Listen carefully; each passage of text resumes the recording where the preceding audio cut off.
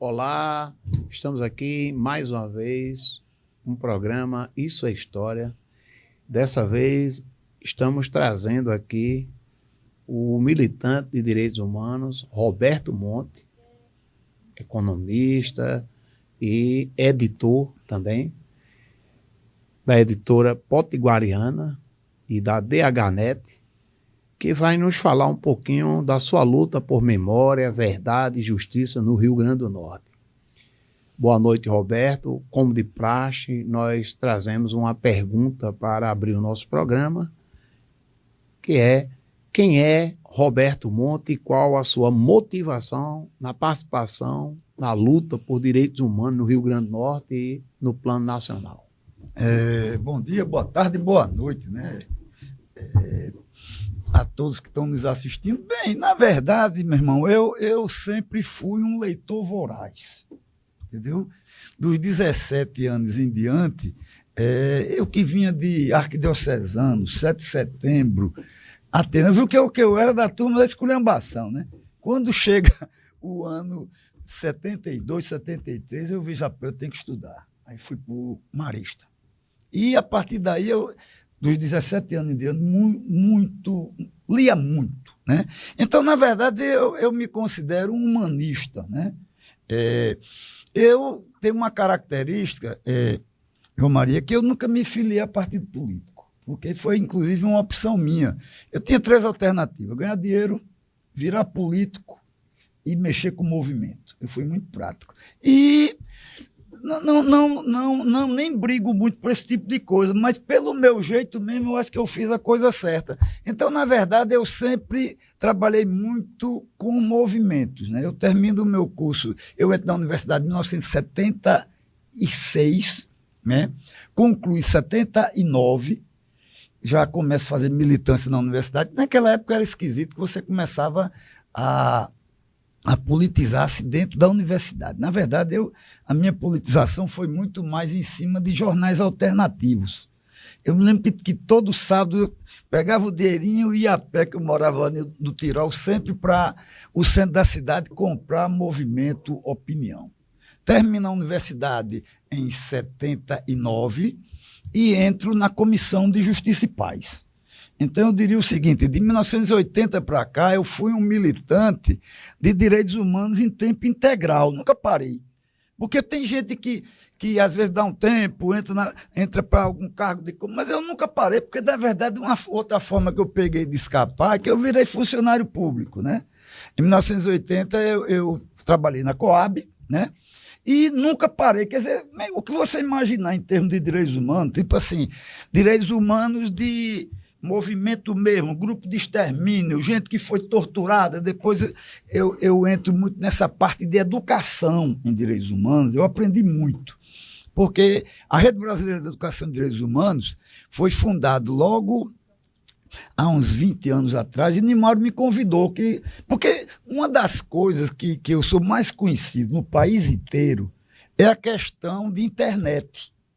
Eu acho que eu fiz muito mais coisas interessantes, mas eu comecei a mexer com a internet no ano de 1994. Em 1995 eu conheci, eu já era amigo de Bicão Florizel. Bicão apareceu com a ideia de fazer um BBS, que era uma coisa que antecedia a internet. Aí Bicão abandonou e eu fiquei. Então, quer dizer, eu comecei, o dia 1º de maio de 1995 é o dia da entrada do Brasil na internet.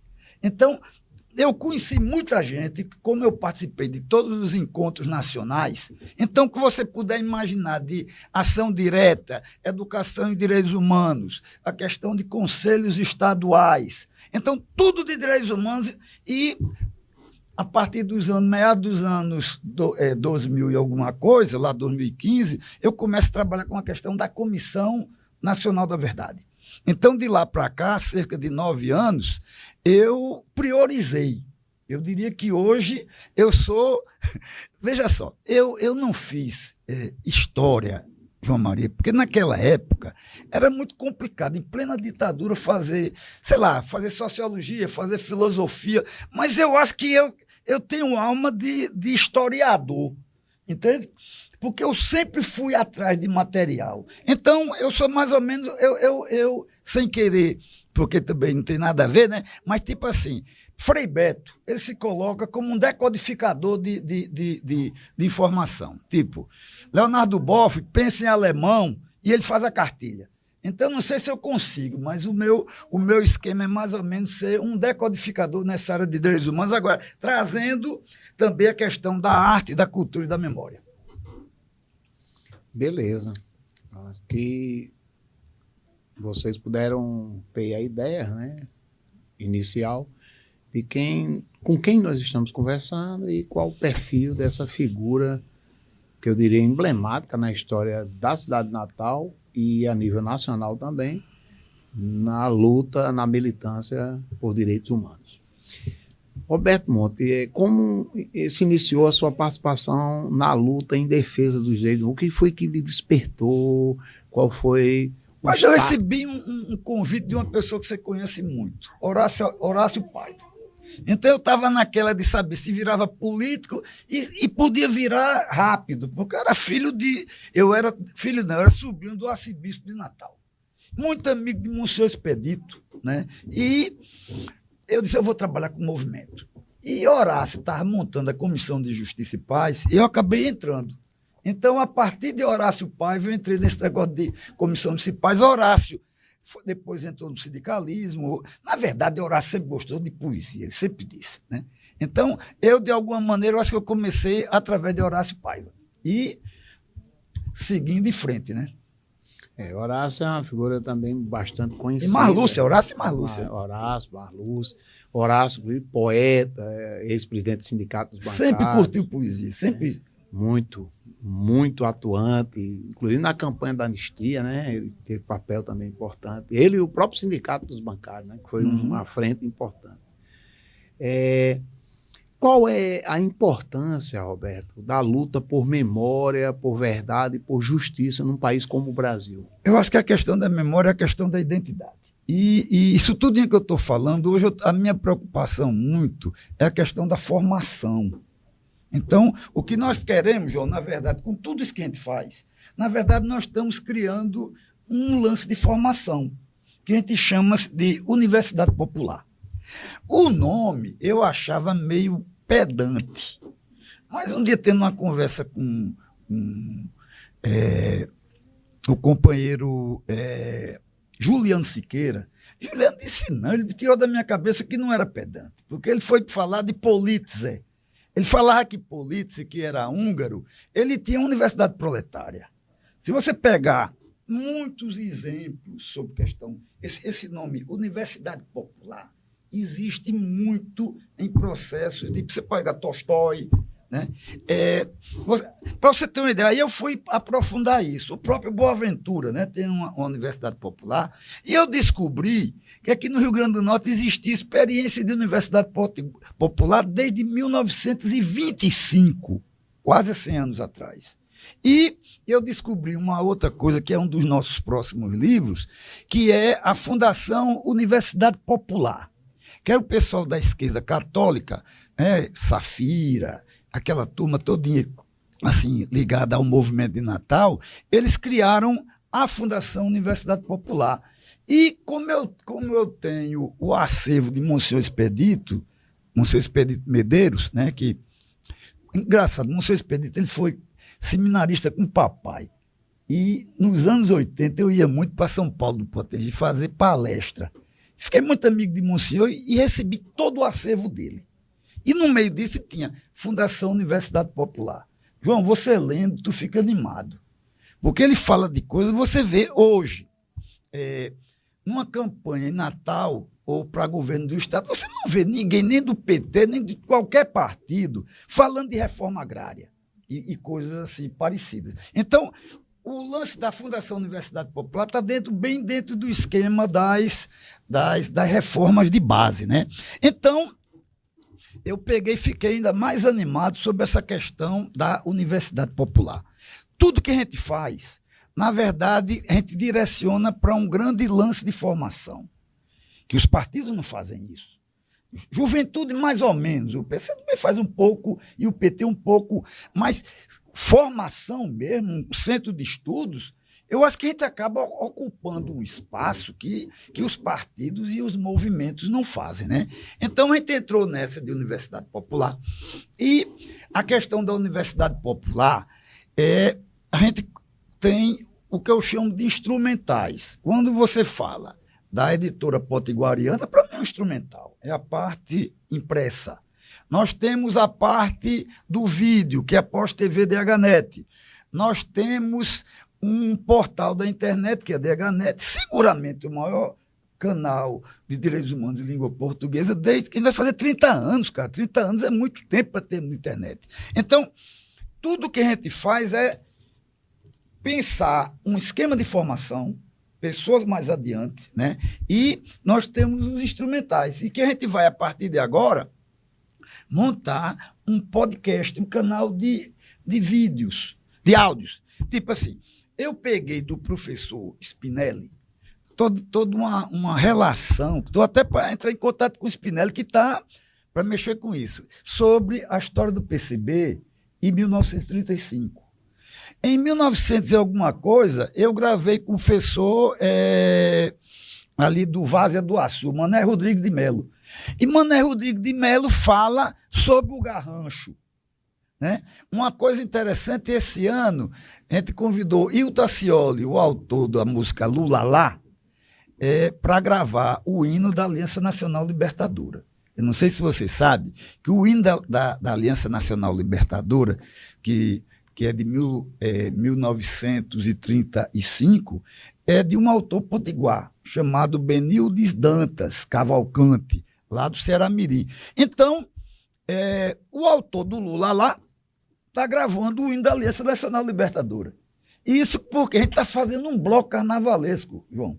E, então, no dia 3 ou 4 de março, uma segunda-feira de carnaval, o bloco lá da Turma do Boneco, a gente está saindo no centro da cidade, em locais onde foram referências na insurreição de 1935. Que completa. Então, a gente vai sair um bloco do agito e com 4 personagens, né? Vamos sair com o Jocondo, com o Sapateiro, né?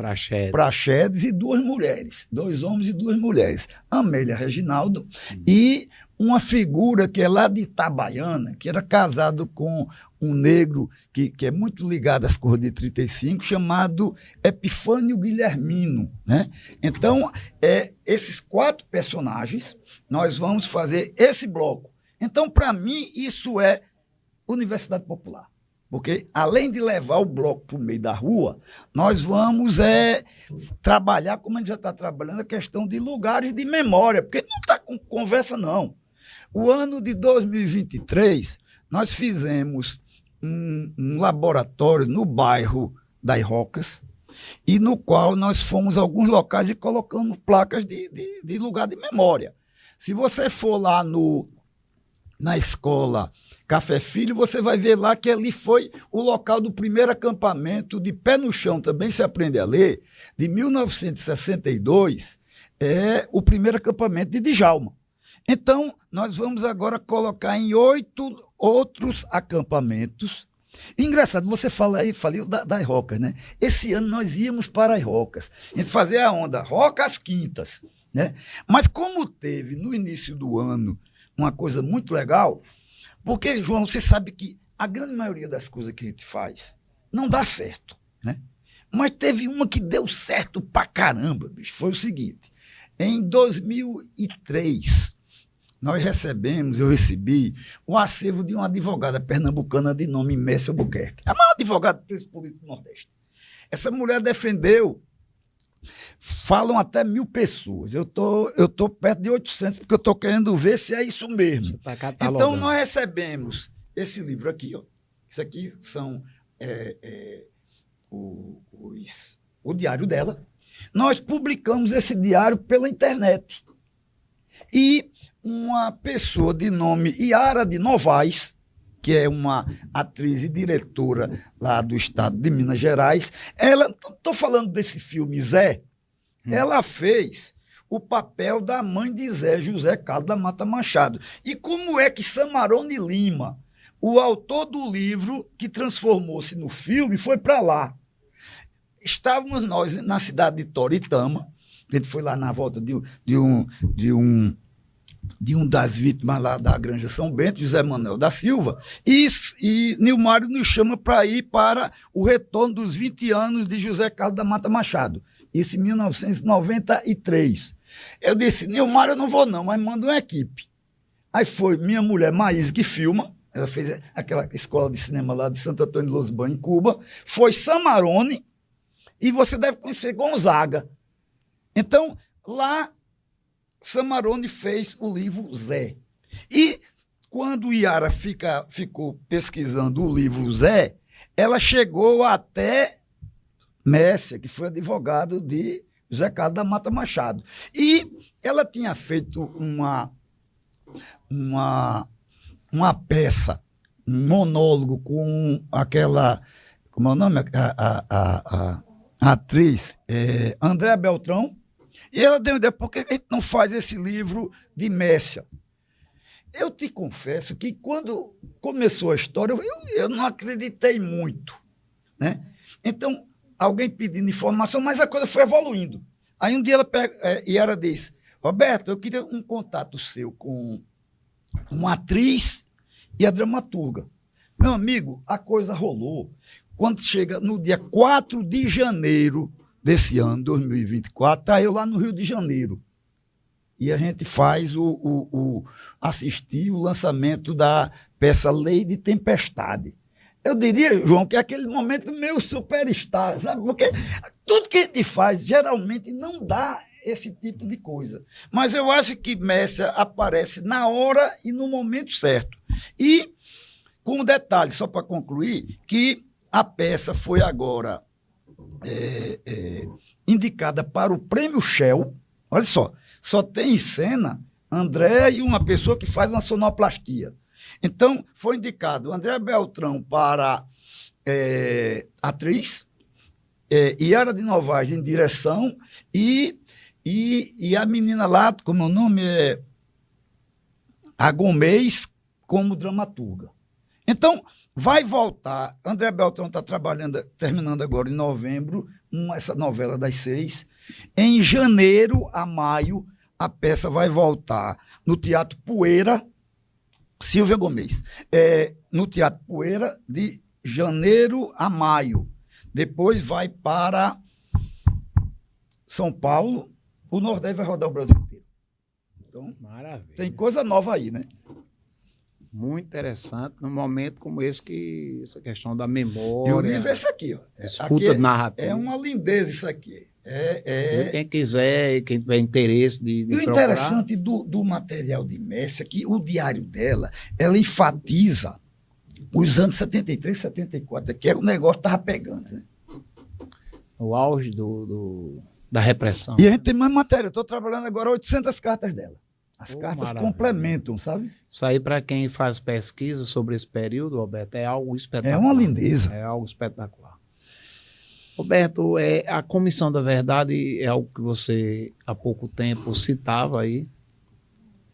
E para muitos, a Comissão da Verdade teria sido uma espécie de, sei lá, de gota d'água, de limite para as Forças Armadas. E, para alguns, teve importância fundamental para o apoio das Forças Armadas ao processo de impeachment da ex-presidente Dilma Rousseff, que foi, na verdade, quem viabilizou essa questão da Comissão da Verdade no seu governo.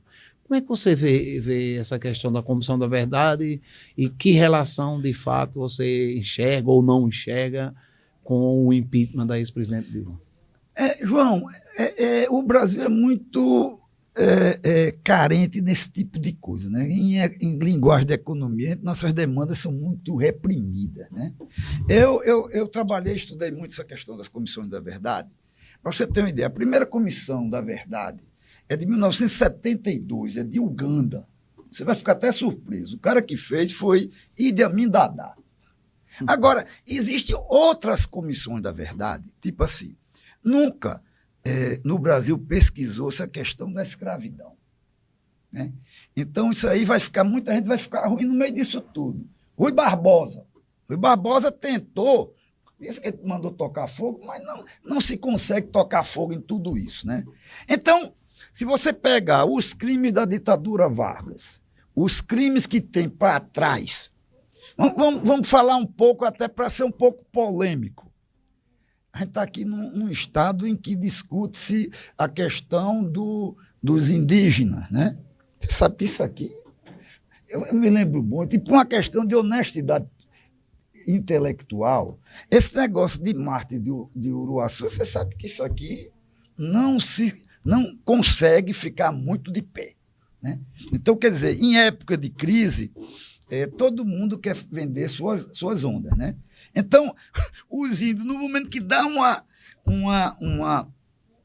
uma mexidinha, detona alguns, mas ninguém esquece o que foi feito para trás.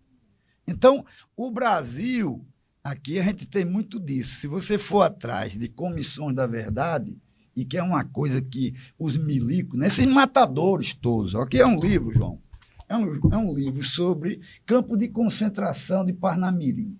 Você já ouviu falar de Genário Alves da Fonseca, né? Está aqui. É ligado à tortura e violador de direitos. Hospital, né? João Machado. Já ouviu falar do Hospital João Machado, né? João Machado é o cara, a gente fala de Heri Shibata, que é o médico legista que eu mato você de caceta e eu chego lá, João, bota aí um atestado aí que o cara morreu de gripe. O Rio Grande do Norte ainda vai descobrir quem foi João Machado. Né? Eu estou falando em termos de documento, eu não estou falando... Então, o João Machado, aqui do Hospital Colônia, é ligado à repressão. Como o Genário, que era outro sem futuro, né? Era um milico, cara. Depois foi nomeado reitor, né? Nomeado, cara. E logo depois o próprio Diógenes da Cunha Lima, que fica tirando onda de baobá, de poeta, mas, na verdade, é um grande reacionário. Né? Até pouco tempo atrás era o quê? Era o representante de Maluf. Né? E pouca gente sabe que quem desmontou, quem fez o desmanche da campanha de pé no chão, também se aprender a ler, foi exatamente Diógenes da Cunha Lima. E hoje todo mundo, né? Mas é no meio dessa safadeza toda. Pronto. Então, esses livros, né? Já que está falando de livro, primeiro, o livro Travessias Torturadas, do nosso companheiro Dermi Azevedo. Dermi conta aqui umas histórias muito boas. Quando o Frei Tito estava querendo aquela história de suicídio, a organização AP manda Dermi para o Chile. Aí você pensa, o cara foi de avião, o cara foi... Não, ele foi a pé. Foi a pé. E disse que era na base do limão, para tirar da cabeça Tito não suicidasse. E isso aqui é a história de Dermi Azevedo, que sai ali daquela região do Siridó. O campo de concentração, né? Esse aqui é um livro muito interessante. Isso aqui, As Memórias de um Médico do Povo, de Vulpiano Cavalcante. E também tem muito a ver com as coisas de Macau. Quem fez a primeira... esse material, na verdade, ficou na casa de Mailde Pinto e Cláudio Galvão, que quem deixou lá foi, sabe quem? Gileno Guanabara e outro macauense, Hermano Paiva. Deixaram lá e estava de bobeira lá e Mailde passou para mim. Então, esse aqui é um livro, cara. Esse aqui passou 70 anos para ser publicado. Esse livro aqui foi preso naquele finalzinho do governo de Geisel, entende? Aí recebemos o material de Mailde, eu convidei Cláudio Guerra, o nosso grande amigo Cláudio Guerra. Para você ter uma ideia, nós tivemos... Lê aí, para quem a gente ofereceu. Ao querido companheiro Cláudio Antônio Guerra, aos anônimos e anônimas que lutaram e lutam pela Revolução. Eu acho que foi uma das últimas alegrias que Cláudio teve, Sabe que eu lembro que um dia eu ligo para Rosário e disse, Rosário, ó, nós vamos dedicar esse livro para Cláudio. Ele estava na UTI. Deve ter ficado muito animado. Cláudio era... Eu gostava muito de Cláudio. É que eu estou falando aqui muito de Macau, né? Conheci Cláudio, é uma figura realmente, uma figura humana espetacular. Macau, muito querido em Macau. É. Muito querido. Esses são os livros da Potiguariana e tem outros aí quem está querendo montar, né? Esse livro, inclusive, o piano, eu tive a oportunidade de ler para fazer a resenha para o livro. Esses livros aí, todos eu tive que ler para fazer a resenha para colocar no livro que nós estaremos publicando até dezembro desse ano, que é o livro sobre os 60 anos do golpe civil-militar aqui no Rio Grande do Norte. E o livro que trata do Vulpiano é um livro que confunde, inclusive, a própria história do PCB com a história de vida e de militância do Vulpiano. Não, e interessante, sabe o que é que tem? Como a gente também, um dos livros que a gente quer contar é a história do PCB-RN, você sabe, o Vulpiano veio para cá no esquema de 35 e foi para Macau. Então, quer dizer, essa história de Vulpiano é muito interessante. Muito. E sempre Macau, Sindicato do Garrancho e todo aquele material ali, chegando até Macau, era danado antigamente. Era uma Moscouzinha, né? A ilha, né? Uhum. Pois bem, rapaz. Roberto, quais os grandes desafios que você percebe? Eu me refiro à militância de direitos humanos num país onde a extrema-direita ela avança significativamente e cria-se todo um discurso de desconstrução em relação à luta por direitos humanos no país, né, que vinha avançando consideravelmente até um determinado momento que nos últimos anos sofreu esse revés com a chegada da extrema-direita e eu diria que um nível de organização que até então ninguém esperava que fosse acontecer, né, no Brasil. João, eu acho que a gente tem aí alguns problemas, né? Tipo assim, ou talvez desafio, né? Primeiro, eu acho que a gente tem uma transição geracional. Esse lance de... Eu sou muito crítico, tipo, digamos, os políticos, esse pessoal mais novo, esse povo não gosta de conversar com gente de antigamente, não. Não sei se você sente isso. Essas coisas que a gente está fazendo aqui, eu estou falando de esquerda, entendeu? Esse pessoal, eles não...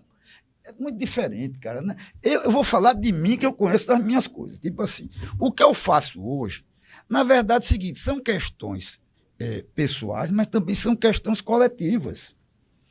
Hoje, quem está aqui, quando eu falo, quem está falando um pouco aqui é Mary Medeiros, entendeu? Aqui tem o Birajara, tem o povo de Djalma, tem Moacir de Góes, entende? Então, Floriano. Eu acho que você tem mais ou menos a minha idade, eu sou de 55. Eu sou então, de 66. A gente, naquela época, cara, eu gostava de conviver com gente mais antiga. Hoje, esse pessoal, eles abrem mão disso, eu acho uma estupidez. Então, eu também não discuto muito, eu vou fazer minhas coisas, porque esse povo vai voltar para conhecer isso daqui a 10 anos. Quer dizer, eu tenho um material, João, que eu não fico nem muito animado em divulgar, porque você não conversa com esse povo. Eu lembro que eu tenho um projeto de lei de Djalma Maranhão, ali dos anos 60, no qual ele cria a Tuna, os transportes urbanos de Natal. Que tem tudo a ver, né? Agora você vai ver como é que funciona trabalhador, estudante, é outro tipo de concepção. Então, você, às vezes, não tem nem espaço. Eu diria com aquela geração que de alguma maneira já está de saída. Um George Câmara. Eu votava em George. Talvez o único que eu não votava fora do PT era em George. Outro, o próprio Fernando Lucena, o próprio Hugo. Esse pessoal você ainda tinha conversa. Mas hoje você vê candidatos e candidatas que dizem assim, meu mandato é só de mulher. Dá para conversar num negócio desse? Então, eu diria o seguinte, tem um problema geracional. Né? E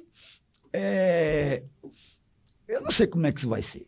né? Até porque, às vezes, tem coisas que funcionam e outras não. A segunda grande mudança, eu acho, é a questão da tecnologia, né? Esse lance de internet, neurolinguística, esse negócio todo é muito doido, né? Eu estava esses dias ouvindo uma avaliação do Pablo Marçal.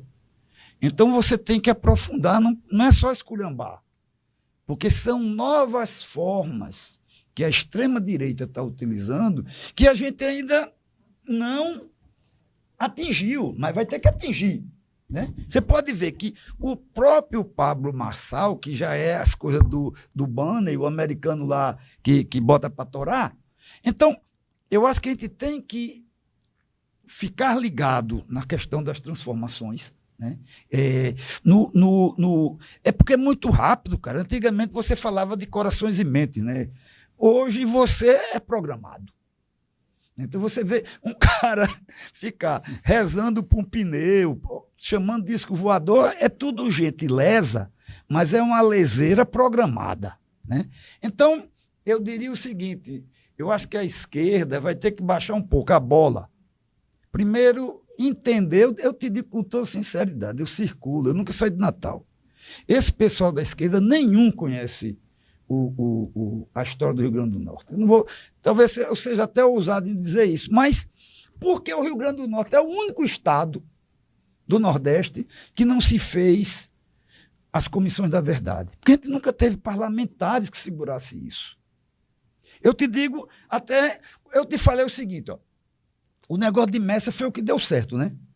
Eu diria uma das coisas que a gente fez que deu errado foi a própria Comissão Municipal Estadual da Verdade. Porque, na época, tinha uma trinca que era Tonho Capistrano, que era o presidente do comitê, Meri Medeiros era o vice e eu era o secretário. Então, a gente trabalhou a questão de nós fazermos uma comissão municipal. E vou te dizer, quase dá certo. Porque nós convidamos, entrou Roberto Furtado, entrou Horácio. O que deu merda ali, que a palavra é essa mesmo, foi o seguinte, na época, Horácio teve um problema de CA. E ali desmontou todo aquele nosso lance que, para você ter uma ideia, Horácio já tinha feito todo um esquema com o Roberto, com o pessoal, tudo. A gente chegou a trazer pessoas, o próprio o Capistrano, o sobrinho, Luciano. E Jeane, todo esse povo estava articulado. E o que acontecia? O nosso plano era botar Horácio na comissão municipal e eu, juntamente com Tonho, nós faríamos a comissão estadual. Agora, foi jogo duro, na época da Ciarlina era difícil, mas também não teve nenhum deputado estadual ou federal. A verdade é essa, se você for pegar, eu estou agora à tarde mesmo eu estava trabalhando, fazendo levantamento de todas as comissões estaduais, municipais, universitárias, etc, etc. Na grande maioria das comissões estaduais e municipais, você sempre tem um vereador, um deputado federal, um federal. A gente nunca teve aqui parlamentares, estou falando da esquerda mesmo, que nunca entrou nessa área de direitos humanos. Nunca, nunca, nunca, nunca. Eu acho que uma das formas de a gente não ter tido aqui a comissão da verdade, desculpe a franqueza, mas foi por isso que a gente nunca teve parlamentares que considerassem aquilo uma coisa essencial. E a comissão da verdade a nível de universidade? Funcionou? Tem um relatório? Como é que você vê? Funcionou. Ali entrou Carlos Gomes e teve lá também muito a participação de Juan. Agora é filho de ex-preso político, do Luciano. De Luciano. Porque o que acontece é o seguinte, ó, eu tive uma sorte, veja só.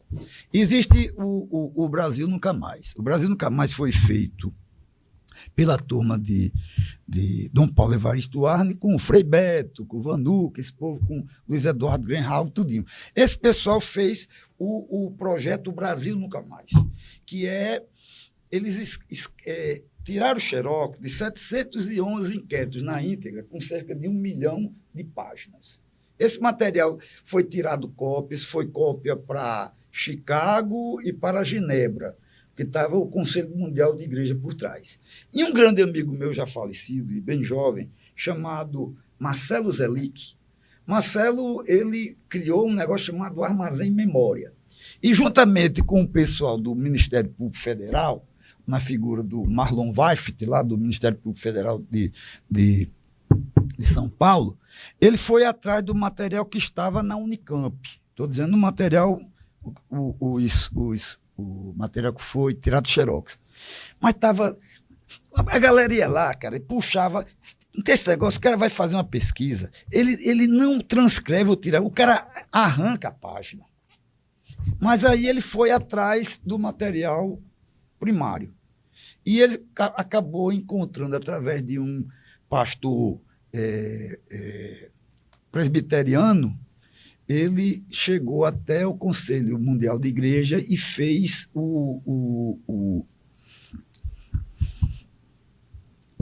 a repatriação do material. Então, o que Marcelo fazia era mais ou menos como eu, mas a gente jamais teria condição de fazer um negócio desse. Mas então, o Ministério Público Federal de São Paulo acabou botando uma grana lá e mais de 100 pessoas participaram. Até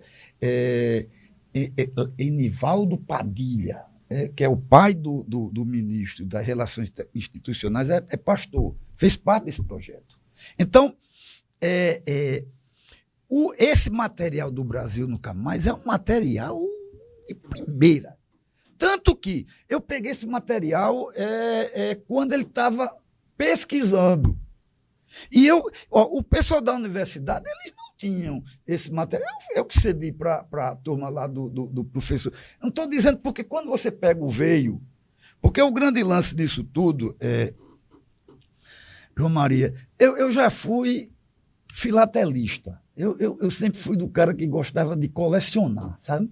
Eu acho que, às vezes, esse negócio de direitos humanos comigo, eu sou muito animado de ir atrás de material, principalmente de fonte primária, né? Tipo assim, hoje eu tenho alguns acervos. O acervo de Monsenhor Expedito. Tipo assim, todo o material de Monsenhor Expedito está comigo. Aquelas festas do agricultor, eu tenho, assim, cada festa do agricultor daquela ali, são 2 fitas cassete. Slide. Monsenhor Expedito tinha 5.000 fotografias. Tu conhece alguém que tem, assim, dos anos 50 em diante, de uma cidade, 5.000 fotos, slides. Então, em parceria com um companheiro Paulo Sérgio Azevedo, eu passei isso e está escaneando, porque uma das ideias que eu estou querendo nisso tudo, João, é fazer esse lance de um centro de formação, mas eu estou trabalhando muito essa questão de uma cartografia. Está entendendo? Tipo assim, quando eu penso em Djalma Maranhão, eu penso em cidade alta, cidade baixa. Né? Então, aonde eram os comitês nacionalistas? Porque quando você junta muito material, quando você fica apenas no esquema da escrita, tem coisas que ficam fora. Né? Tipo assim, vou dar para você um exemplo.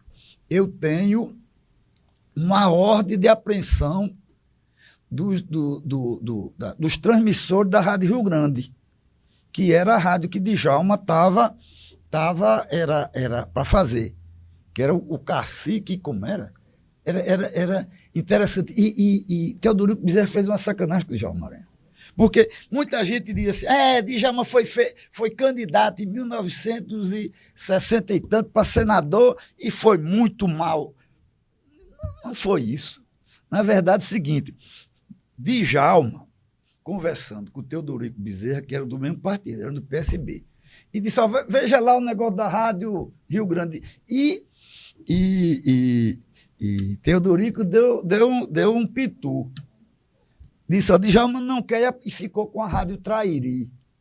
E o troco de Djalma foi, sabe o quê? Sair candidato a senador, que os votos que ele teve foi que fez que Dinarto Maris virasse o senador. E sabe o que me contou? Uma pessoa que você jamais vai imaginar. O cronista social Paulo Macedo. Que Paulo Macedo ele era uma espécie de um ombudsman de Djalma. Porque eu tive a oportunidade, João, de ter uma visão sobre Djalma das pessoas que conviviam com ele. Tipo assim, eu tenho gravado 3 horas do filho dele contando como é que era ele. Estou falando em áudio.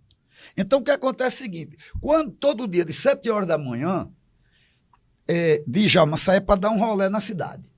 Não tinha esse negócio de a lâmpada da rua, a cidade era menor, né? Então, infinito, era Paulo Macedo com um lápis, olhando tudo o que tinha de problema, quando já chegava, já remetia diretamente para as secretarias. Então,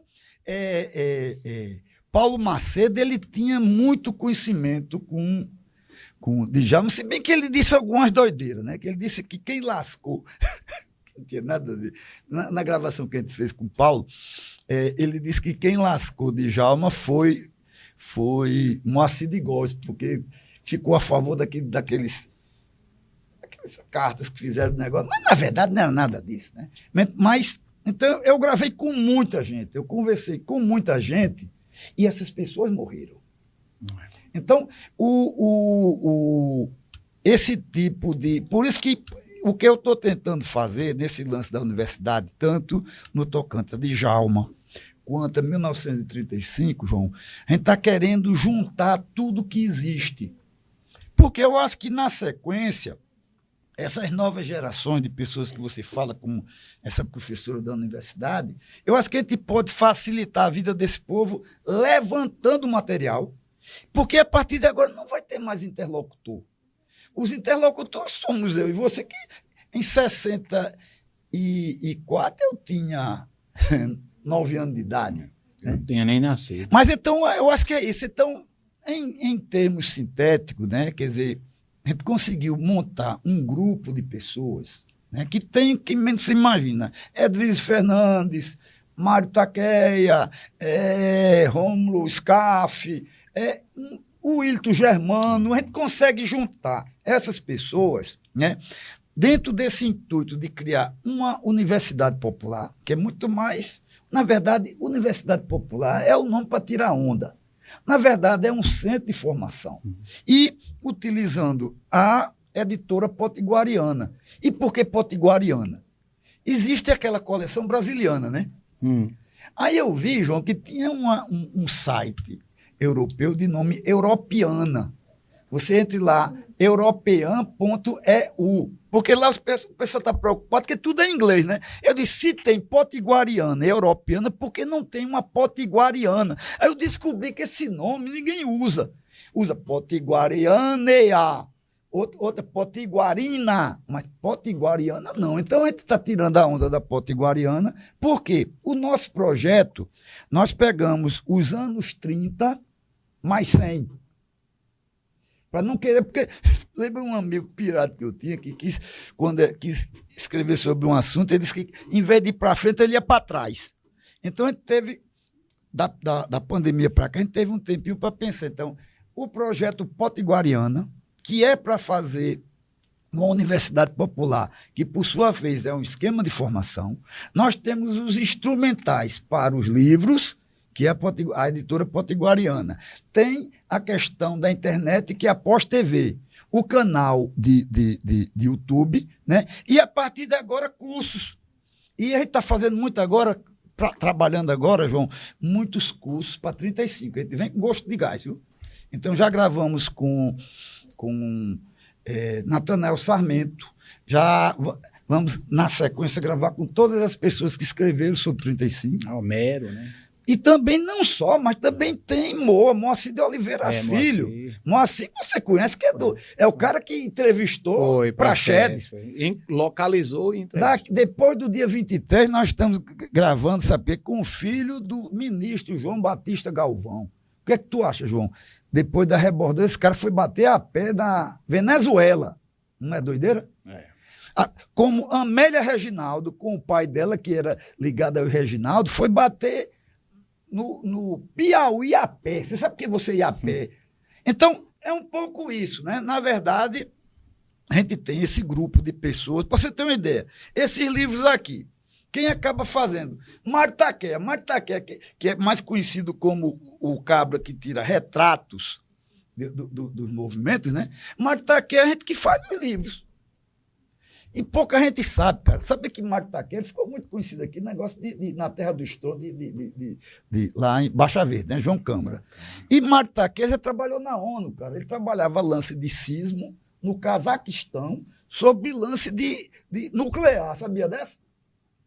Então, aqui em Natal, para concluir, eu acho que tem muita gente boa, viu, João? Tem. E eu acho que os movimentos e os partidos não trazem esses acúmulos, né? O Geraldo Magela da vida, os Wilton Germanos, os Spinelli, né? Tem muita gente a gente tem que trazer para essas lutas, né? Aqui, inclusive, é impossível você fazer uma discussão, estudar sobre o sal sem ler o professor Geraldo Magela, que é uma coisa interessante, ele está fazendo uma página muito legal assim, para a professora, na campanha de pé no para a professora Brasília Carlos. Acabamos de digitalizar 2 livros de Brasília. Grande Sindicato do Garrancho e o outro sobre o esquema dos anos 40. Né? E é isso aí, né? Então, quer dizer, a gente está tentando puxar os parceiros, né? Os parecidos, porque a ideia é essa, fazer como é que a gente pode, quer dizer, eu já estou, não sei se você também fica, a gente tudo era uns bois, um dia desse, né? E João, tem um material que tu vai gostar, que a gente acaba pegando muito material, quer dizer, eu acabei pegando um dia desse um material muito legal do companheiro Giovanni Rodrigues. Tem um que tu vai adorar, sabe por quê? A campanha de Aldo Tinoco. Sim. Ele gravou, que tem Cessa com 15 anos de idade. Vocês tudo segurando aquelas bandeiras, tudo novinho. Agora, no meio disso, também sabe o que é que tem? Já viu falar de Leopoldo Nelson, né? O pintor. Meu amigo, o depoimento de Leopoldo, ele tinha formação marxista-leninista, meu irmão. Então, era o cara que adorava Goya, El Greco, sacou? E uma outra coisa muito legal lá, a gente conseguiu 2 entrevistas, né, nenhuma, de Américo de Oliveira Costa. Agora você vai gostar a conexão maluca que eu estou fazendo entre Américo de Oliveira Costa e as coisas que a gente está fazendo. Em 1970, a turma de direita era chamada a Turma da Paz. E eles fizeram um levantamento de grana e foram de ônibus até o Uruguai. E no Uruguai, sabe quem foi o Cicerone? Djalma Maranhão. E os direitos da biblioteca e seus habitantes. A primeira edição foi doado para a Turma da Paz, que é Elias Maciel, que era o amigo de Horácio e da Comissão de Justiça e Paz. Né? Então é um pouco isso, a gente sai mudo. Porque o Rio Grande do Norte, João, ele, como é um estado, vou dizer que é lascado, mas meio atrasado. Mas nessas horas que tem as experiências, as coisas rolam rápido aqui. Não é à toa que a gente teve o lance de pé no chão, também se aprende a ler, as 40 horas de Angicos, a campanha da emissora de educação rural, do rádio cativo. Então, eu acho que a gente juntar todo esse tipo de coisa, e isso é o nosso projeto. O que é Potiguariana? Trabalhar, e eu vou ser bem claro, eu podia dizer, não, na verdade, eu estou querendo, não me interessa cascudo, esse povo tem muita gente, me interessa é a história da esquerda e dos movimentos progressistas no Rio Grande do Norte a partir dos anos 30. Então, para não dizer 30 mais 90, vamos botar 30 mais 100, então já olhando até 1930. Esse é o projeto da Potiguariana. Os 100 anos, né? 100 história anos. Do Rio, dos últimos 100 anos de história do Rio Grande do Norte. O centenário.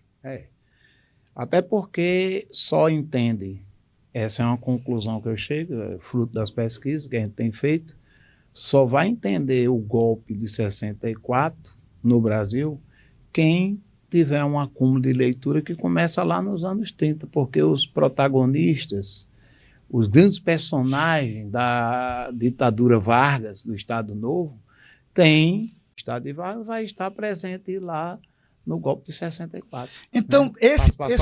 esse projeto da Potiguariana, João, a gente está tentando trazer muita coisa relacionada à arte e cultura, né? A questão de a gente estar refazendo bandeiras, músicas, Né? Para não ficar... Eu adoro o livro, mas você querer tirar uma onda de disseminar, dar 200 livros para a pessoa ler, então...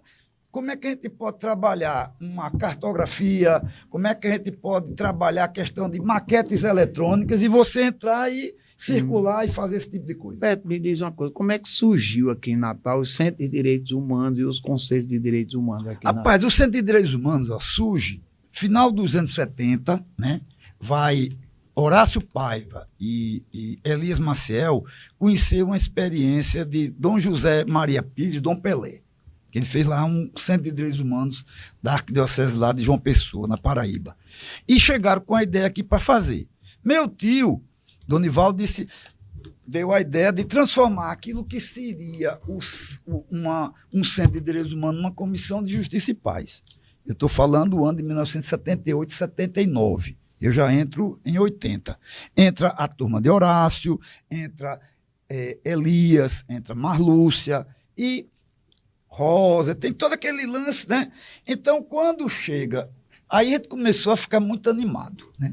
E o meu tio morria de medo, porque a gente botava para torar, né? Eu tinha meu irmão Oswaldo, que ele dizia o seguinte, ele soprava e eu batia. E com a anuência do próprio Donivaldo, né? Nós criamos o Centro de Direitos Humanos de Memória Popular. Então, em 84, a gente já estava ficando meio... Esse menino deixa para lá. Então, na ata de fundação, você tem lá Monsenhor Expedito e o arcebispo. Então, eu diria o seguinte, que a gente começa sobre a égide da igreja, mas a gente fez uma coisa muito interessante, a gente caiu fora da igreja sem brigar e levando a história. Então, o próprio pessoal da arquidiocese, eu vou até doar, eu sou muito amigo da irmãzinha Vilma, né? E eu disse, irmã, eu vou passar tudo, mas primeiro eu vou escanear, né? Mas então a gente conseguiu, quer dizer, na verdade, surgiu de igreja, quando chega, teve uma coisa muito importante nisso tudo.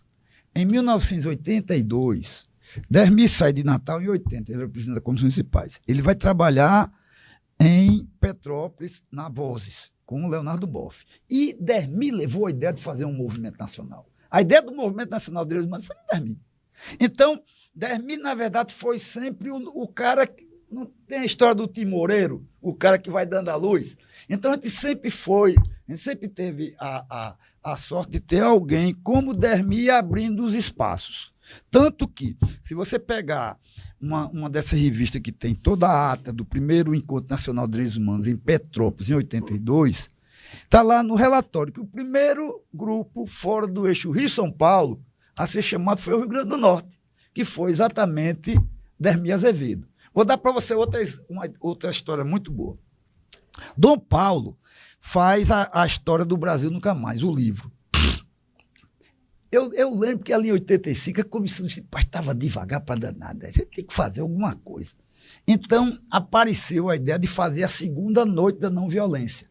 Porque a gente tinha feito a primeira noite da não violência e te encheu o Castelão. Mas ali era lance de Padre Pio, a gente era todos uns bestas. Eu lembro que quando era na hora, quando houve aquele negócio que encheu o Castelão lá, os padres deram um pitu na gente, cara. Não chegou nem perto. Aí foi uma coisa muito massa. Aí, quando estava meio devagar, eu disse, pai, vamos convidar Dom Paulo, porque ele fez a primeira noite da não violência. Vamos chamar Dom Paulo Evaristo Arnes para fazer a segunda noite da não violência. Aí deu sorte, cara, sabe por quê? Naquele ano foi publicado o livro Brasil Nunca Mais. E o único lugar que Dom Paulo fez lançamento foi em Natal. Aí sabe como é que aconteceu? Eu vou lá na Cúria, na Cúria Metropolitana, na Avenida de Higienópolis, sem marcar, dia de chuva. Aí chego lá e está Dermi. Dermi sempre era Globo, Jornal do Brasil, esse negócio tudo. Ele disse, Dermi, eu preciso falar com Dom Paulo. Aí falou com o chanceler, aquelas manhas, né? Aí o chanceler diz assim, tem 10 minutos. Eu fiquei na frente de Dom Paulo, pá! Aceitou. Quando ele aceita, aí quando eu chego aqui para Natal, eu já tinha manha, né? Tipo assim, eu peguei todos os contatos. Aí quando eu falei para meu tio, Donivaldo, ele não acreditou muito. Aí, quando Dom Paulo topou, o chamado conselho, aquele negócio de igreja, né? Aquela mafiazinha que funciona, quis tomar isso. Agora não faz, não. O contrato é meu. Entendeu? Aí, eu sei que Dom Paulo veio e, no meio disso tudo, foi o lançamento do Brasil Nunca Mais. E teve um lance muito interessante, é que eu peguei, eu disse, tem que filmar esse negócio. Ele não tinha câmera, só foi comprar câmera em 86, foi 85. A gente pegou Fred Galvão e Fred Galvão gravou tudo. Então, se você for lá no livro Brasil Nunca Mais, tem lá filmagem. Foi o único lançamento. E depois eu descobri, não tem aquele negócio que você atira num negócio e não imagina. Na verdade, Dom Paulo foi muito vivo. Ele queria lançar o Brasil Nunca Mais em um estado no qual o bispo não fosse daqueles mais como é o nome? Chamava tinha os conservadores, da meiota, né? Então, Dom Paulo, na verdade, ele fez o lançamento aqui em Natal para ser um estado que não era nem de reacionário e nem de progressista. Eu lembro até que Dom Paulo ele foi super gente boa, tudo lascado, né? Como é que vai comprar uma passagem do bispo de São Paulo e voltando, né? Hospedagem, tudo bem que você bota um seminário, né? Então, Dom Paulo conseguiu, a Voz pagou o translado. E depois, lendo esses relatórios que tem por aí, rapaz, às vezes esses relatórios são bem engraçados, sabe? Diz o seguinte, o cara faz um relatório como é que Dom Paulo foi recebido no aeroporto. Diz que os seminaristas foram buscá-lo. Olha só, era o carro da Comissão de Justiça e Paz. Quem estava guiando era meu irmão. Entendeu? Então, é um pouco isso, né? Eu acho que a vida tem essa, né, João? Mas eu acho que quando você pega um rumo, você acerta, você erra. Algumas coisas você não tem noção o que está acontecendo. Previsível. Né? Mas eu acho que é um pouco isso. Então, eu acho que eu estou te contando a minha vida, que começa em 80, né? Mas quando chega o ano de 76 a 79, eu começo a fazer política estudantil. Quer dizer, cooperativa cultural. Eu sou o sócio número 11. Eu era amigo do pessoal que fazia. Então, você não tem noção de como era aquilo ali. Né? Então, eu acho o seguinte, essa ideia de querer trabalhar com movimentos, de querer trabalhar num lance quase que de assessoria, de fazer lance de formação, eu estou voltando um pouco isso e trazendo. Tanto que, nessa campanha, todo mundo disse, cadê o boneco? Acabou o boneco. Entende? Então, quer dizer, Lula, naquele momento, foi muito importante fazer a campanha de Lula, parou tudo. Mas hoje é outra coisa. Como é que tu vai com o boneco no meio da rua se você não conhece nem os candidatos? Está entendendo? Então, quer dizer, eu continuo votando no PT, voto na candidata, apesar de eu nunca ter conversado com ela. E vou votar simbolicamente no candidato Silvestre.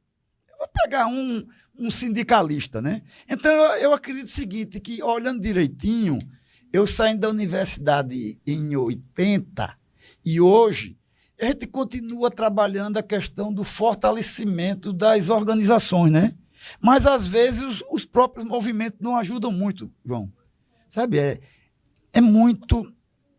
Esse lance é meio... Os candidatos, hoje, ninguém fala mais de luta de classes.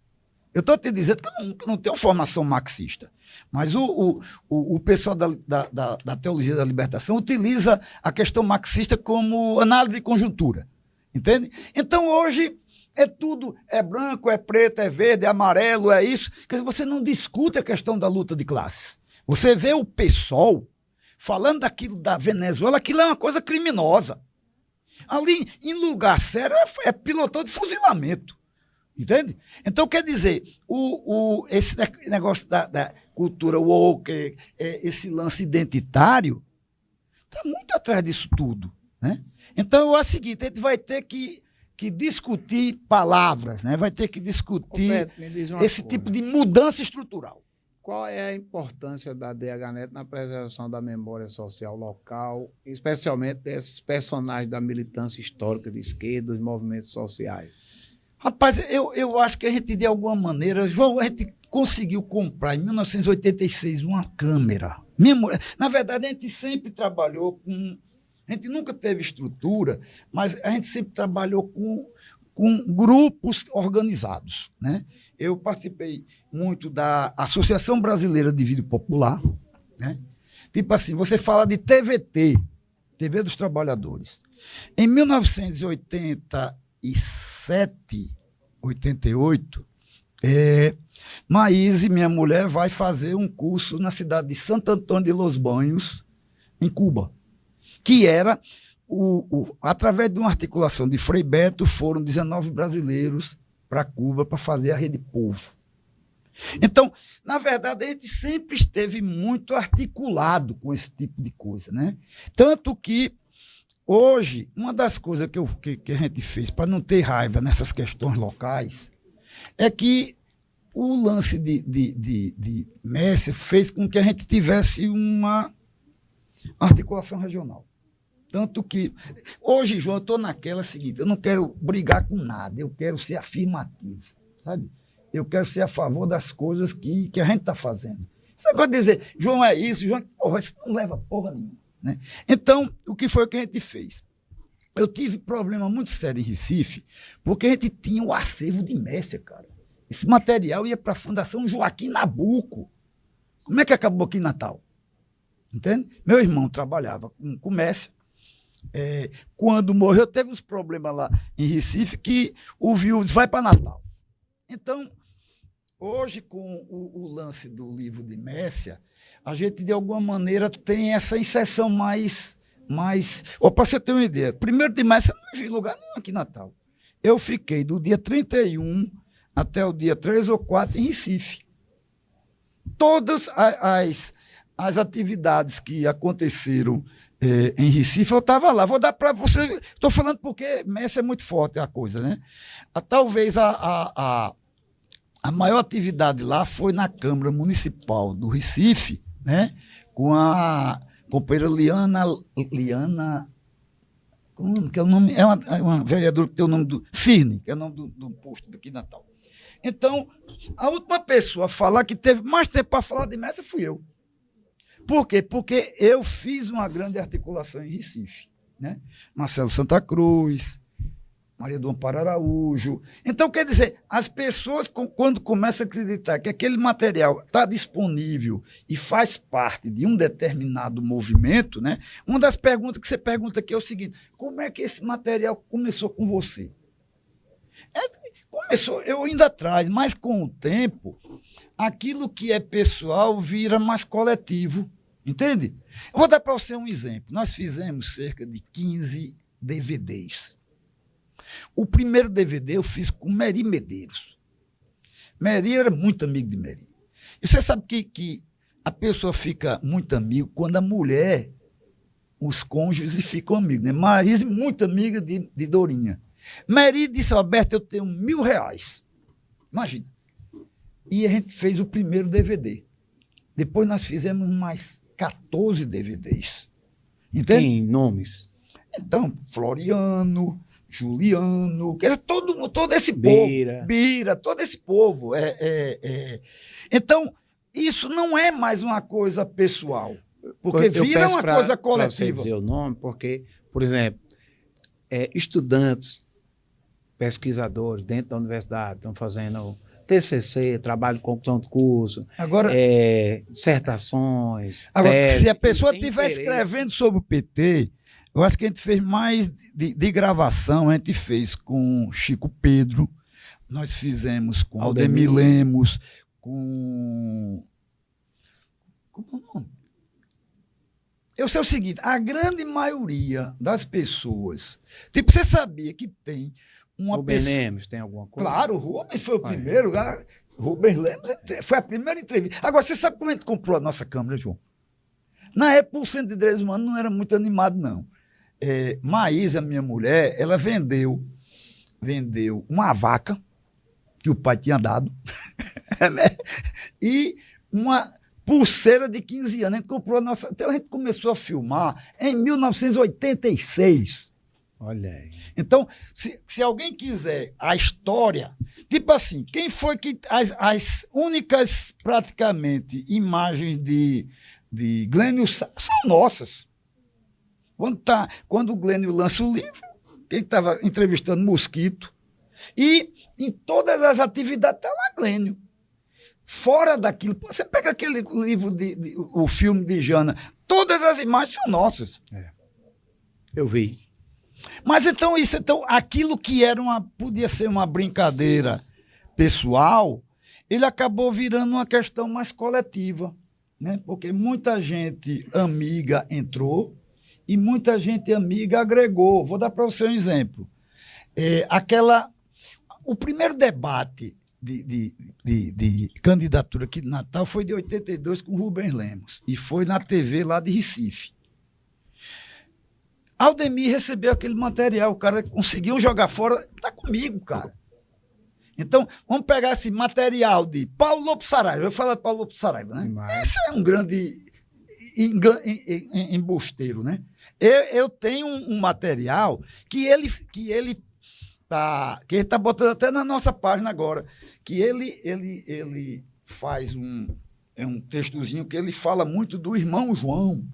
Ele é negócio de maçonaria, né? João é João Figueiredo, entende? Então, quer dizer, você que escreve qualquer coisa, fique com muito cuidado, porque isso um dia dá merda, né? Então, é isso. Então, a gente saiu gravando tudo, né? Desde em 1988 a gente faz, junto com a escola de samba Crioulos Fantásticos, né? Então, a gente sai gravando hoje com o Hilton Ascioli, como a gente está pegando. Eu acho o seguinte, o lance de direitos humanos, eu sempre falo que os direitos têm que ter os desejos também. E muito com arte e cultura. Porque, cara, a gente só fala de coisa pesada, né, João? Tortura, morte. Você vai pegar a história de Luiz Maranhão. O cara pega o cara e joga dentro de um forno, que o cara não é nem desaparecido, ele é evaporado político. Então, se a gente não estiver também trabalhando um pouco isso, a gente também talvez fique assim, uma coisa meio doentia, né? Então, eu sempre estou trabalhando, João, assunto barra pesada e outros que, de alguma maneira... Porque, meu amigo, 80 para cá são quantos anos? 43 anos. Isso é mais ou menos como o povo dizia que quando você era como é o nome? Repórter. Todo mundo começava com um repórter policial. Então você pode virar um Biratã Camilo, cara. Só fala de doideira, morte, etc. Então, na verdade, cara, nós somos humanistas, além de tudo, né? Então, quer dizer, a gente está querendo é tudo de bom para a população, né? Então, esses assuntos são assuntos difíceis, né? São assuntos complicados, né? E porque muitas vezes acaba dentro da nossa família, né? Hoje está muito. Com esse negócio, com esse povo bolsonarista, tudo que é família tem um maluco, né? Um perturbado mental que fica ali brigando, né?